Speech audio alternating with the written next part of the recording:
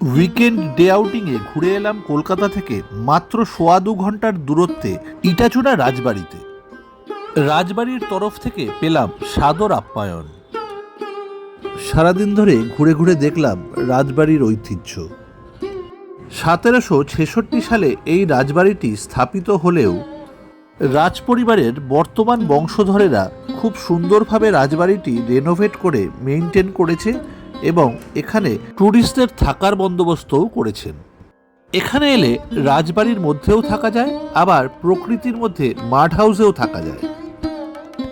এখানে রাত্রিবাসের ব্যবস্থা থাকলেও আমরা এসেছিলাম ডে আউটিংয়ে। ডে আউটিং প্যাকেজে আমাদের মাড হাউস অ্যালট করা হয়েছিল। দুপুরে রাজবাড়িতে চলল কাঁসার থালা বাটিতে এলাহি রাজকীয় খাওয়া দাওয়া। অবসর সময় প্রকৃতিকে একেবারে কাছ থেকে উপভোগ করলাম। বিকেলবেলা অর্গানাইজ করা হলো গাইডেড ট্যুর। আমাদের ডে আউটিং শেষ হলো সন্ধ্যাবেলার সন্ধ্যারতি দেখে। অজানা অচেনা জায়গার সন্ধান পেতে welcome to my channel Pushpal explores. এবারের উইকেন্ডে ডে আউটিং করব একটা রাজবাড়িতে। কলকাতা থেকে মাত্র ১.৫ ঘন্টার দূরত্বে খন্নেনে ইটাচুনা রাজবাড়ি। কোনা এক্সপ্রেসওয়ে পার করে পড়লাম বম্বে রোডে। বম্বে রোড ধরে এসে ধরলাম ওল্ড দিল্লি রোড। ফুলবাড়ি রেস্তোরাঁর টি জয়েন্টে থামলাম টি ব্রেকে। আবার গাড়ি ছুটতে লাগলো ওল্ড দিল্লি রোড ধরে। শ্রাবণ মাস চলছে, অনেকেই পাড়ি দিয়েছে তারকেশ্বরের উদ্দেশ্যে।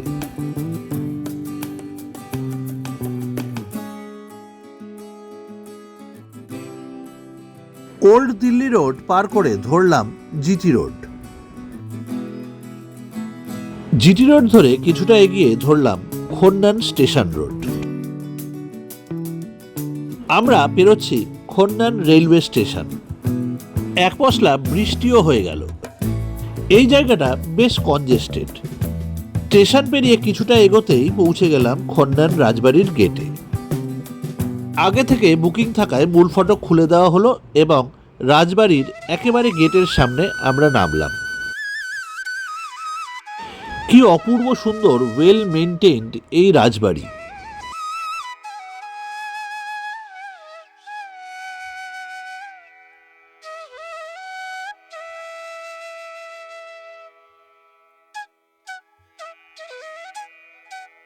রাজবাড়িতে ফুল চন্দন দিয়ে অভ্যর্থনা জানানো হলো। দেওয়া হলো ওয়েলকাম ড্রিঙ্কস।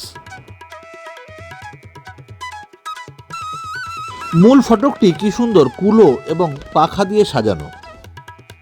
আমরা ভিতরে প্রবেশ করে চলে এলাম ঠাকুর দালানের সামনে।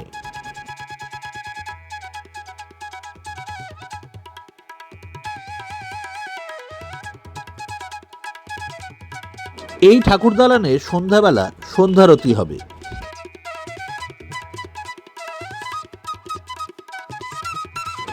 আজ রবিবার, আমরা ছাড়াও আরো অনেক গেস্ট এসেছে। নিজেই ঘুরে ঘুরে দেখতে লাগলাম রাজবাড়ির বিভিন্ন প্রান্ত।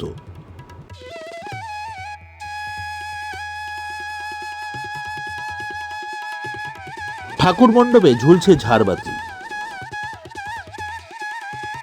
রাজবাড়িতে চেক ইন টাইম দুপুর ১২টায়।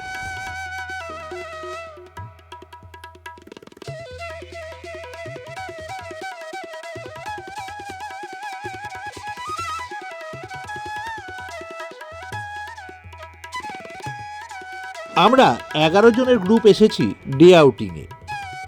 এখানকার ডে আউটিং প্যাকেজ কস্ট ১৯৯৫ টাকা।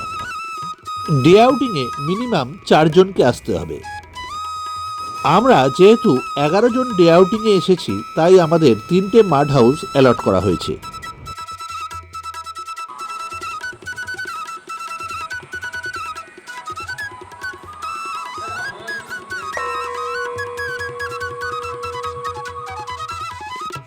রাজবাড়ির বিভিন্ন ঐতিহ্য ক্যামেরাবন্দি করতে লেগে গেলাম। এখানকার ডে আউটিং প্যাকেজের মধ্যে অন্তর্ভুক্ত দুপুরের লাঞ্চ, ইভিনিং স্ন্যাক্স, বিকেলের গাইডেড ট্যুর এবং দিনের শেষে সন্ধ্যারতি। একটু ঘোরাঘুরি করে পৌঁছে গেলাম রিসেপশনে চেক ইন করতে। সুনীল গঙ্গোপাধ্যায় কি এসেছিলেন নাকি ওনার ছবি লাগানো?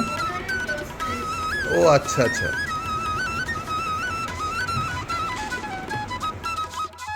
চেক ইন পর্ব সেরে আমাদের একজন নিয়ে চললেন মাড হাউসের দিকে। রাজবাড়িটি দেখলাম বিভিন্ন দিকে বিস্তৃত।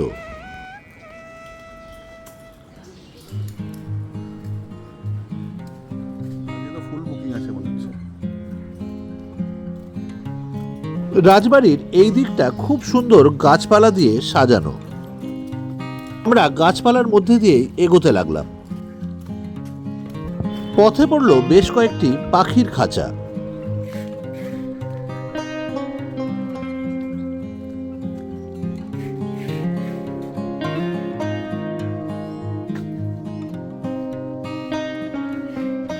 হাঁটতে হাঁটতে চলে এলাম একটা বিরাট পুকুরের পাড়ে। পুকুরের পাড় ধরেই গাছপালার মধ্যে দিয়ে এগোতে লাগলাম।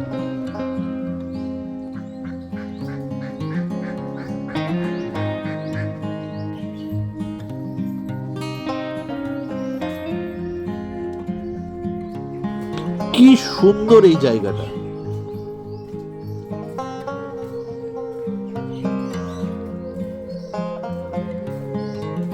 তিনটে রুম নিয়েছে? আচ্ছা আচ্ছা, একটা করে দিন। আমাদের 11 জনের জন্য 3টে মাড হাউস বরাদ্দ করা হয়েছে। চারিদিকে কত যে পাখি ডাকছে!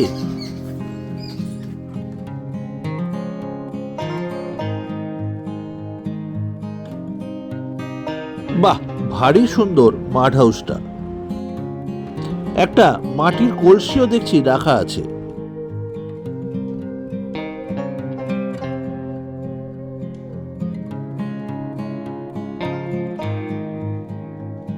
মাড হাউস হলেও টয়লেট কিন্তু বেশ আধুনিক, গিজারও রয়েছে। ডে আউটিং এর টাইমিং দুপুর 12টা থেকে রাত্রি 8টা।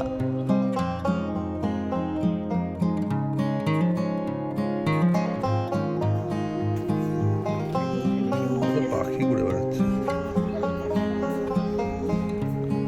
কি সুন্দর জায়গাটা, কত পাখি ঘুরে বেড়াচ্ছে।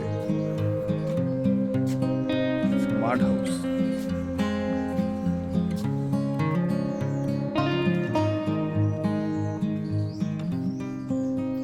সামনের দোলনাটির দখল নিয়েছে একটি পায়রা।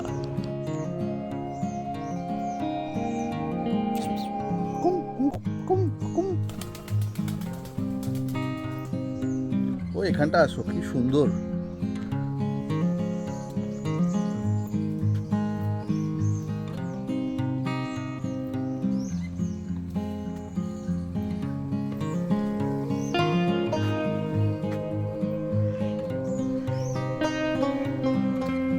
সামনের পুকুরে একটা বাঁধানো বসার জায়গা। বোটিং এর জন্য একটা প্যাডেল বোটও বাঁধা রয়েছে।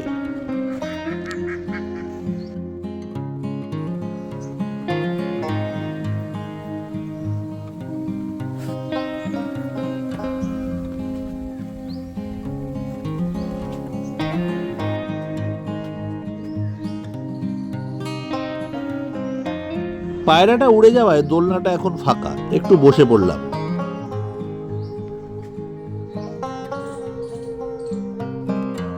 আমাদের মাড হাউসের নাম মাধবীলতা।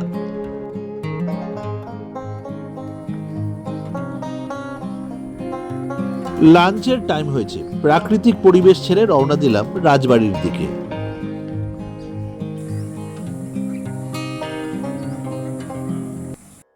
রাজবাড়ির মেইন এন্ট্রেন্সের ডান দিকে খাওয়ার জায়গা। রাজবাড়িতে থাকার জন্য বিভিন্ন ক্যাটাগরির রুম রয়েছে, বড় পিসি, বড় মা ইত্যাদি। রুম ক্যাটাগরি এবং ট্যারিফ ডেসক্রিপশন বক্সে দেওয়া রইল। রিসেপশনের উল্টো দিকেই একটি কিউরিও শপ।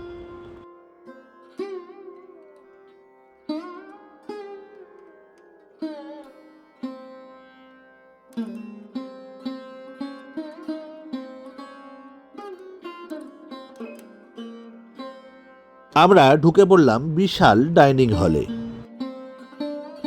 কড়িবর্গার ডাইনিং হলে ঝাড়বাতি ঝুলছে।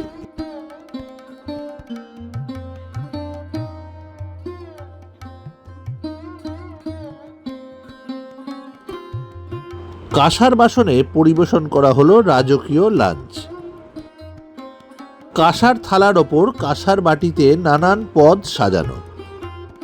পদগুলো একটু জেনে নেওয়া যাক। রয়েছে লুচি, দই, ছাঁচি কুমড়োর তরকারি, ডাল, ঝুরি আলু ভাজা, তেতো, চাটনি, কুমড়োর তরকারি, পটলের তরকারি, গাওয়া ঘি, মিষ্টি দই, দই কাতলা এবং মাটন।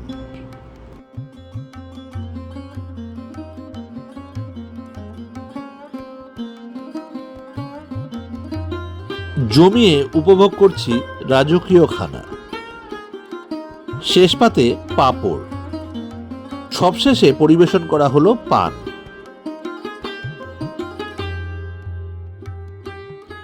এই বোর্ডটিতে দেওয়া রয়েছে 1935 সালে শ্রীমান দেবনারায়ণ কুণ্ডু মহাশয়ের বিয়ের মেনু।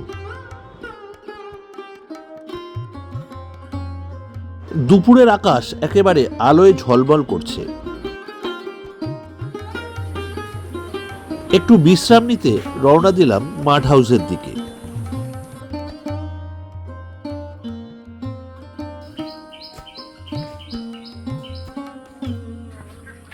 হাঁসের দল ডাক ছেড়ে নেমে পড়ল পুকুরে।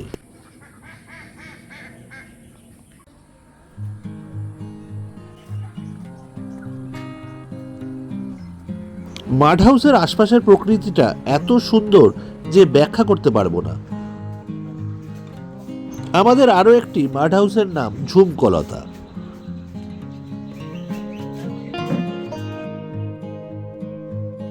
বাইরে বেশ গরম পড়েছে, তাই ঢুকে পড়লাম এসি মাড হাউসে।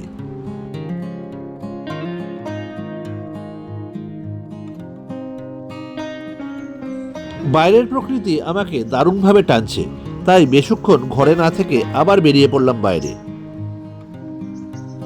দুর্গা টুনটুনি কলকে ফুলের মধু খেয়ে বেড়াচ্ছে।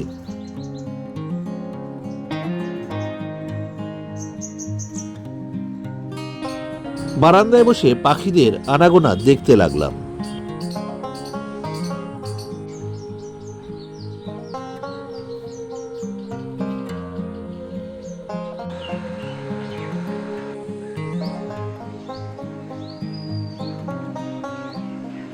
দেখতে দেখতে আকাশ কালো করে মেঘ জমল। পাখিরা এখনো ডেকে চলেছে।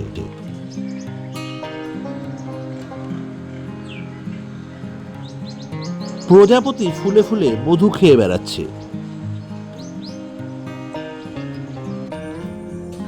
বিকেল 5টা থেকে শুরু হবে রাজবাড়ির গাইডেড ট্যুর। বিকেলবেলা সকলে মিলে উপস্থিত হলাম ঠাকুর দালানের সামনে।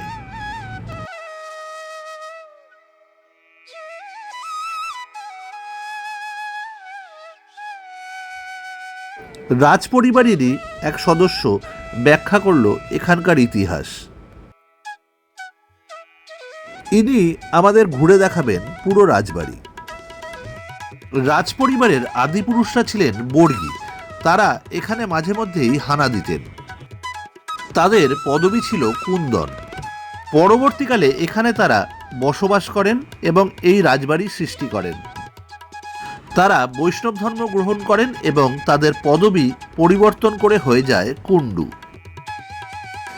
ঘুরে ঘুরে দেখছি রাজবাড়ির বিভিন্ন প্রান্ত। কোথাও বা নাচঘর, কোথাও বা গুমঘর।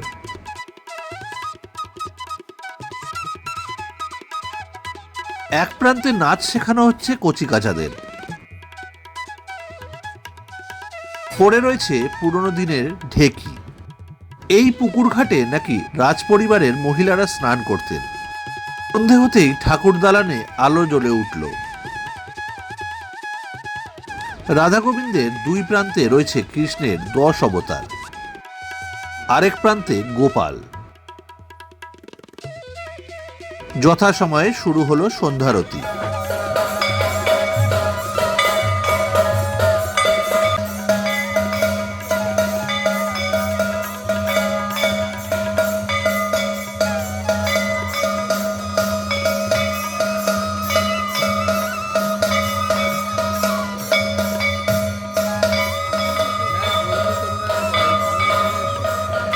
একটা অপূর্ব সুন্দর দিন কাটিয়ে সময় হলো বাড়ি ফেরার। ঘরে পরিবেশন করা হলো চপমুড়ি এবং চা। চপমুড়ি খেতে খেতে রওনা দিলাম বাড়ির উদ্দেশ্যে। সকলে ভালো থাকবেন, সঙ্গে থাকবেন। আবার দেখা হবে।